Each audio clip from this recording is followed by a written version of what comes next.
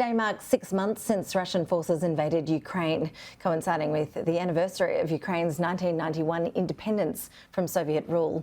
There are concerns the significant day may prompt Russia to attack the capital, Kyiv. Joining us live now is Vasyl Myroshnychenko, the Ukrainian Ambassador to Australia. Ambassador, really appreciate your time. Thank you. Unfortunately, the usual celebrations won't be possible this year for obvious reasons. How is Ukraine marking the anniversary? Do you share those fears that Russia will try to send a message by stepping up attacks on what is such a significant day for Ukrainians?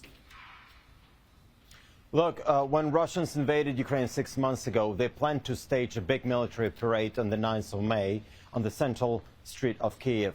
And today, as Ukraine is marking its 31st anniversary, we've exhibited all the destroyed Russian tanks on Hreshchatyk in Kyiv. This is something which rattles Putin. Actually, Russian troops are now organizing a show trial of the Ukrainian prisoners of war in Mariupol. This is already a crime in itself because these combatants are protected by the Geneva Convention. We don't know what's going to happen to these people. We've seen the cage they're going to use for show trial. They may get executed by the end of the day. And of course, we expect some missiles come into Kyiv or any parts of Ukraine anytime this day, because that's the way Russians operate. That's the way they are committing the crimes. 6 months in, what is your analysis of the current situation? How long do you see this war continuing?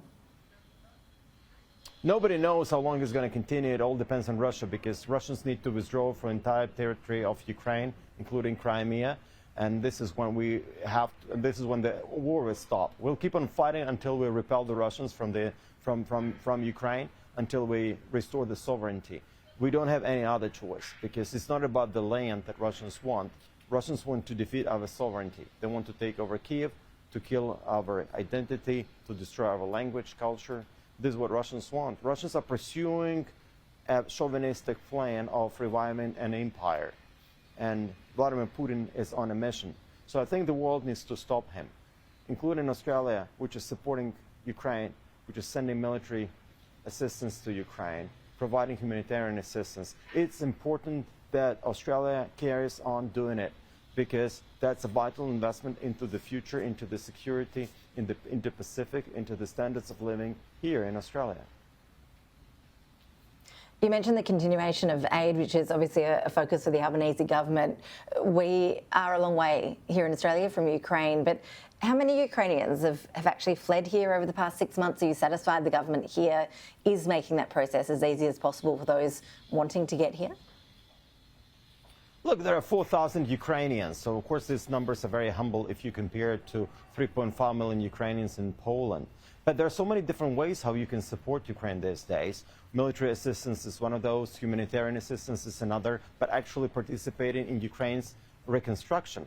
I was in a meeting between Prime Minister Albanese and President Zelensky, and we discussed reconstruction, and President Zelensky asked Australia to participate. And I'm following the advice of the Prime Minister Albanese to go and engage with regional governments. Today I'm here in Victoria. I'll be having a meeting here at the Victorian Parliament. I've travelled throughout Australia, engaged with the government in Queensland, with government of Western Australia, with South Australian government. So I'm there on a mission to engage with regional governments to mobilize more support for Ukraine. But support can also come from corporates, from businesses, from high net worth individuals. Andrew Forrest is a good example. He sent money to buy grain storage facilities for Ukraine. As a farmer, he was really flabbergasted by what he saw, what happened to the Ukrainian farmers. And Ukraine is a big food producer. And now many countries in the Middle East and Africa are starving because they can't get a hold of the Ukrainian grain. And I think it's so important. It's a good example of how private citizens, individuals, can contribute and can help Ukraine. There have been reports that Ukraine's looking to take over a plot of land in Canberra that could be available after the National Capital Authority terminated the Russian embassy's lease. Have there been any developments on that front? Have you made a formal application to get going with that? Look, I'm not in a position to provide any comment. You are advised to get a comment from a National Capital Authority, but I have to tell you, I don't have an embassy. Ukraine does not have a proper embassy or a residence in Canberra, and when I arrived in Canberra, I've talked to DFAT, their protocol department, that I'm interested in a plot of land to build an embassy. And I think this looks like a perfect site for Ukraine. I haven't yet made a formal application for that, but once my government approves, we'd be happy to bid for the land. Ambassador, really appreciate you joining us on what is such a significant day for your people. Thank you so much. Thank you very much.